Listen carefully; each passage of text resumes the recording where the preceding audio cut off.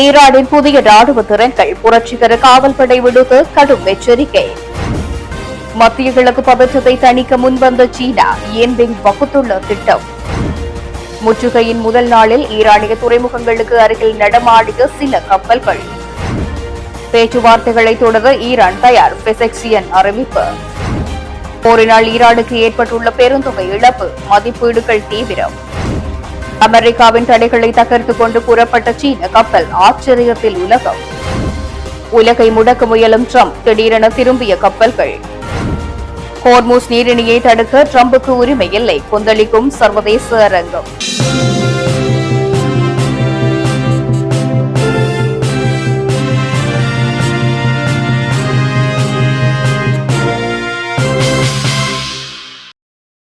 Iran மீதான போர் தொடருமானால் தங்களின் புதிய ராணுவ திறன்கள் எதிரிகளை நிலைகுலையச் செய்யும் என்று புரட்சிகர காவல்படை எச்சரிக்கை விடுத்துள்ளது. இதுகுறித்து திங்கட்கிழமை கருத்து தெரிவித்துள்ள அந்த படையின் செய்தி தொடர்பாளர் ஜெனரல் ஹொசைன் மொஹபி, ஈரான் தன்னிடமுள்ள பல மேம்பட்ட ராணுவ திறன்களை இன்னும் வெளிப்படுத்தவில்லை என்று குறிப்பிட்டுள்ளார். எனவே போர் நீடித்தால் எதிரிகளால் கற்பனை கூட செய்து பார்க்க முடியாத அளவிலான புதிய ஆயுதங்கள் மற்றும் தொழில்நுட்பங்களை ஈரான் வெளிப்படுத்தும் என்றும் அவர் எச்சரித்துள்ளார். எதிரிகள் இதுவரை எதிர்கொள்ளாத புதிய போர் முறைகளை ஈரான் கையாள தயாராக இருப்பதாகவும் அத்தகைய நவீன அணுகுமுறைகளை சமாளிக்கும் திறன் எதிரி நாடுகளுக்கு இருக்காது என்றும் அவர் திட்டவட்டமாக தெரிவித்துள்ளார். வளைகுடா பிராந்தியத்தில் பதற்றம் அதிகரித்து வரும் நிலையில் ஈரானின் இந்த ராணுவ எச்சரிக்கை சர்வதேச அளவில் பெரும் பரபரப்பை ஏற்படுத்தியுள்ளமை குறிப்பிடத்தக்கது. சீன ஜனாதிபதி ஷி ஜின்பிங் மத்திய கிழக்கு பிராந்தியத்தில் அமைதி மற்றும் ஸ்திரத்தன்மையை மேம்படுத்துவதற்கான 4 அம்ச திட்டத்தை முன்வைத்துள்ளதாக சர்வதேச ஊடகங்கள் தெரிவிக்கின்றன. அபுதாபி இளவரசர் முகமது பின் சயீதுடனான சந்திப்பின் போது அவர் இந்த திட்டத்தை பகிர்ந்து கொண்டதாக தெரிவிக்கப்படுகின்றது. அமைதியான சகவாழ்வு, தேசிய இறைமையாண்மை மற்றும் சர்வதேச சட்ட விதிமுறைகளின் அவசியத்தை அதில் சீன ஜனாதிபதி வலியுறுத்தியுள்ளதாக கூறப்படுகின்றது. அதன்போது மத்திய கிழக்கில் உள்ள வளைகுடா நாடுகளின் இறையாண்மை, பாதுகாப்பு மற்றும் பிராந்திய ஒருமைப்பாடு ஆகியவை உண்மையான மனதுடன் மதிக்கப்பட வேண்டும் என தெரிவித்துள்ள அவர் பாதுகாப்பு மற்றும் வளர்ச்சியை ஒருங்கிணைக்க வேண்டியதன் முக்கியத்துவத்தையும் சுட்டிக்காட்டியுள்ளார். இதேவேளை வளைகுடா பகுதியில் நிலவும் தற்போதைய பதற்றங்களுக்கு மத்தியில் நாடுகளின் எல்லை பாதுகாப்பிலும் தன்னாட்சியிலும் வெளிநாடுகள் தலையிடக்கூடாது என்று சீன ஜனாதிபதியின் இந்த கருத்து சர்வதேச அரசியலில் முக்கியத்துவம் பெறுவதாக நிபுணர்கள் தெரிவிக்கின்றனர்.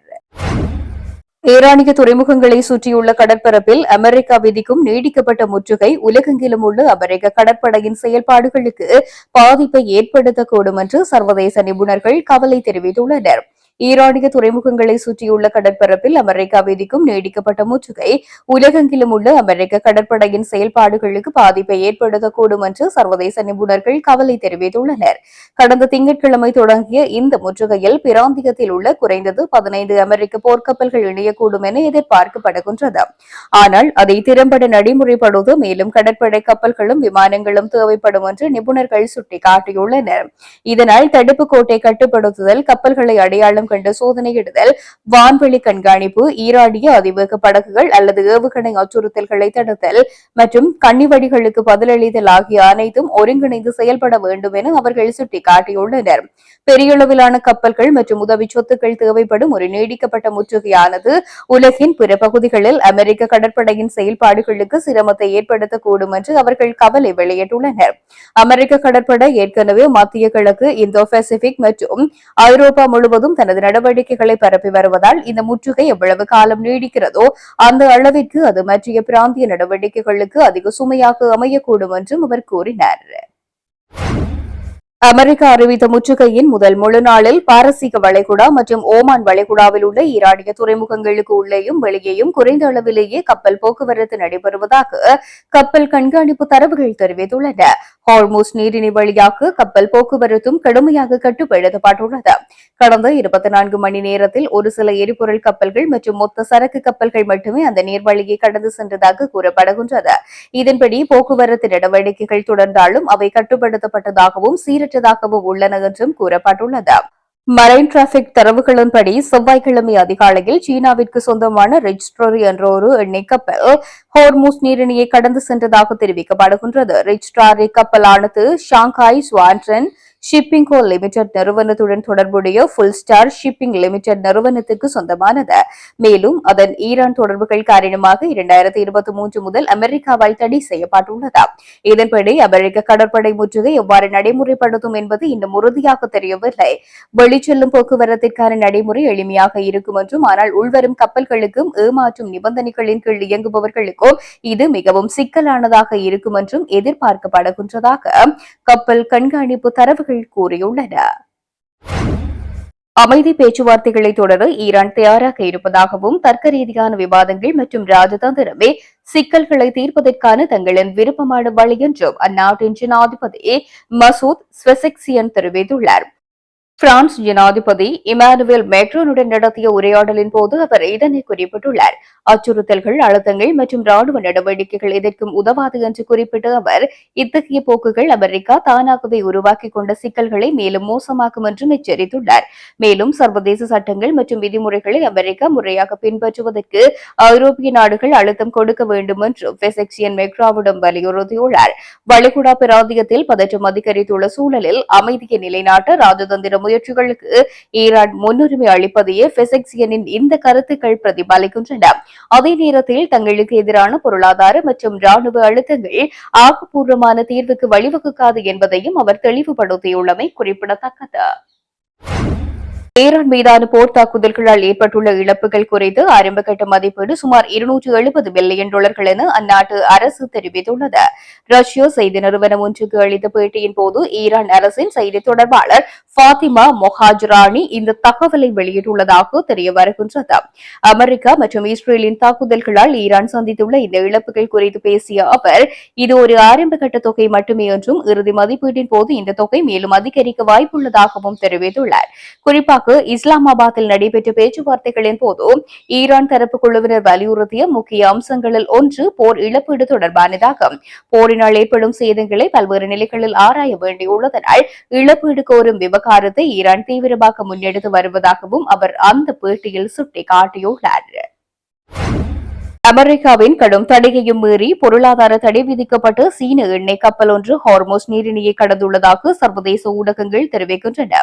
ரிச் ஸ்ட்ராரி என்று அந்த சீன கப்பல் அமெரிக்கா விதித்த முற்றுகைக்கு பிறகு இந்த நீரிணையை கடந்து வளைகுடா பகுதியில் இருந்து வெளியேறிய முதல் கப்பல் இது என்று குறிப்பிடப்பட்டுள்ளது. ஈரானுடன் வர்த்தக தொடர்பில் இருந்ததற்காக இந்த கப்பல் மற்றும் அதன் உரிமையாளரான ஷங்காய் ஸ்வான்ட்ரூன் ஷிப்பிங் நிறுவனம் மீது ஏற்கனவே அமெரிக்கா தடை விதித்திருந்தது. இறுதியாக ஐக்கிய அரபு அமீரகத்தின் ஹம்ரியா துறைமுகத்தில் சரக்குகளை ஏற்றிக்கொண்ட இந்த கப்பல் தற்போது தடையை மீறி பயணத்தை தொடர்வதாக கூறப்படுகின்றது. இதேபோல் அமெரிக்காவின் தடையில் உள்ள மற்றொரு கப்பலான முரளிகிஷன் இன்று ஹார்மோஸ் நீரிணைக்குள் நுழைந்துள்ளதாகவும், அது ஏப்ரல் 16 அன்று ஈராக்கில் கச்சா எண்ணெயை ஏற்ற வாய்ப்புள்ளதாகவும் செய்திகள் தெரிவிக்கின்றன. முன்னர் MKA என்று அழைக்கப்பட்ட இந்த கப்பல் கடந்த காலங்களில் ரஷ்யா மற்றும் ஈரானிய எண்ணெயை கொண்டு சென்றதாக கூறப்படுகின்றது. பாகிஸ்தானில் நடைபெற்ற பேச்சுவார்த்தைகள் தோல்வியடைந்ததை தொடர்ந்து ஈரானிய துறைமுகங்களுக்கு செல்லும் மற்றும் அங்கிருந்து வரும் கப்பல்களை வழிமறிக்க அமெரிக்க கடற்படைக்கு ஜனாதிபதி டொனால்டு டிரம்ப் உத்தரவிட்டுள்ள நிலையில் இந்த சீன கப்பல்களின் நகர்வு சர்வதேச அளவில் பெரும் கவனத்தை பெற்றுள்ளது. அமெரிக்க விமானப்படைக்கு சொந்தமான KC-135 ரக எரிபொருள் நிரப்பும் விமானம் ஒன்று அதன் உடலில் ஏராளமான சிதறல் சேதங்களுடன் பிரித்தானியாவில் தரையிறங்கியுள்ளது. ஓஹியோ தேசிய காவல்படைக்கு சொந்தமான இந்த 4 என்ஜின் கொண்ட விமானம் லண்டனுக்கு வடக்கே உள்ள ரெஃப் மில்டன் ஹால் விமான தளத்தில் தரையிறங்கிய போது எடுக்கப்பட்ட காணொலியில் அதன் உடல் முழுவதும் ஏராளமான ஒட்டுவேலைகள் நடந்திருப்பது தெரியவந்துள்ளது. கடந்த மாதம் சவுதி அரேபியாவில் உள்ள இளவரசர் சுல்தான் விமான தளத்தின் மீது ஈரான் நடத்திய ஏவுகணை தாக்குதலின் போது இந்த விமானம் அங்கு தரைத்தளத்தில் இருந்திருக்கலாம் என ஆய்வாளர்கள் கருதுகின்றனர். அந்த தாக்குதலில் ஏற்கனவே அமெரிக்காவின் E-3 AWACS விமானம் ஒன்று அளிக்கப்பட்ட நிலையில் இந்த KC-135 விமானமும் அதன் அருகாமையில் இருந்து சேதமடைந்திருக்க வாய்ப்புள்ளதாக கூறப்படுகின்றது. இந்த ஒட்டுவேலைகள் வெடிகுண்டு சிதறல்களால் ஏற்பட்ட ஓட்டைகளை மறைக்கவே செய்யப்பட்டுள்ளன என்று பாதுகாப்புத்துறை ஆய்வாளர்கள் உறுதிபட தெரிவிக்கின்றனர். இதன்படி பிரித்தானியாவில் குறித்த விமானம் தரையிறங்கிய மேற்படி விமான தளம் அமெரிக்காவின் 100வது ரீஃபுயலிங் விமானத்தின் மையம் என்று தெரிய வருகின்றது. இந்நிலையில் சம்பந்தப்பட்ட விமானத்தில் மேலதிக திருத்தப் பணிகளை மேற்கொள்வதற்காக அங்கு தரையிறக்கப்பட்டிருக்கலாம் என கருதப்படுகின்றது. அமெரிக்க கடற்படை முற்றுகையை அடுத்து ஹார்மோஸ் நீரிணைக்கு அருகே 2 எண்ணெய் கப்பல்கள் தங்கள் பாதையை மாற்றி திரும்பிச் சென்றதாக சர்வதேச ஊடகங்கள் செய்தி வெளியிட்டுள்ளன. கடல்சார் போக்குவரத்து தரவுகளின்படி 2 கப்பல்களும் நீரிணையை நெருங்கிய சிறிது நேரத்திலேயே தங்கள் பாதையை மாற்றிக் கொண்டன. ஈரானிய துறைமுகங்கள் மீதான ராணுவ முற்றுகை தற்போது செயல்பாட்டில் உள்ளதாக அமெரிக்க ஜனாதிபதி டொனால்டு டிரம்ப் அறிவித்திருந்தார். அமெரிக்காவின் இந்த நடவடிக்கைகளை கடற்கொள்ளை என ஈரான் கடுமையாக சாடியுள்ளது. அத்துடன் ஈரான் துறைமுகங்களை அமெரிக்கா முற்றுகையிட்டால் வளைகுடா நாடுகளின் துறைமுகங்களை தாக்குவோம் என ஈரான் எச்சரித்துள்ளது. இவ்வாறான பதற்ற சூழ்நிலையில் அமெரிக்காவின் முற்றுகை நடைமுறைக்கு வந்த சில மணி நேரங்களிலேயே இந்த இரு கப்பல்கள் தமது பயண பாதையை மாற்றியமைத்துள்ளன. ஐக்கிய அரபு ராஜ்யத்தின் ஷார்ஜாவில் இருந்து சீனா நோக்கி பயணித்த 188 மீட்டர் நீளமுள்ள ரிச் டாரி என்ற எண்ணெய் தாங்கி கப்பல் நீரிணைக்கு அருகில் சென்றபோது திடீரென திரும்பி சென்றதாக தெரிவிக்கப்படுகின்றது. போட்ஸ்வானா கொடியை ஏந்திய 175 மீட்டர் நீளமுள்ள ஆஸ்திரியா என்ற இரண்டாவது எண்ணெய் கப்பலும் ஹோர்முஸ் நீரிணையை நெருங்கிய பிறகு தனது பாதையை மாற்றி திரும்பியது. சர்வதேச போக்குவரத்திற்காக பயன்படுத்தப்படும் நீரிணைகளில் கப்பல் போக்குவரத்தை தடுக்க எந்த நாட்டிற்கும் சட்டப்பூர்வ உரிமை இல்லை என்று ஐநாவின் கடல்சார் அமைப்பான சர்வதேச கடல்சார் அமைப்பு தெரிவித்துள்ளது. இது ஒரு ஆபத்தான முன்னுதாரணத்தை உருவாக்கும் என்று தாம் நம்புவதாக அதன் பொதுச் செயலாளர் அர்செனியோ டொபிகஸ் குறிப்பிட்டுள்ளார். அவர் அங்கு ஒரு மோதல் நடந்து கொண்டிருக்கிறது என்பதை நான் புரிந்து கொள்கின்றேன். ஆனால் சர்வதேச கப்பல் போக்குவரத்துக்காக பயன்படுத்தப்படும் எந்த ஒரு நீரிணையையும் தடுக்க எந்த நடவடிக்கையும் எடுக்க சர்வதேச சட்டத்தில் இன்னும் சட்டப்பூர்வ அடிப்படை இல்லை என்று சுட்டிக்காட்டியுள்ளார்.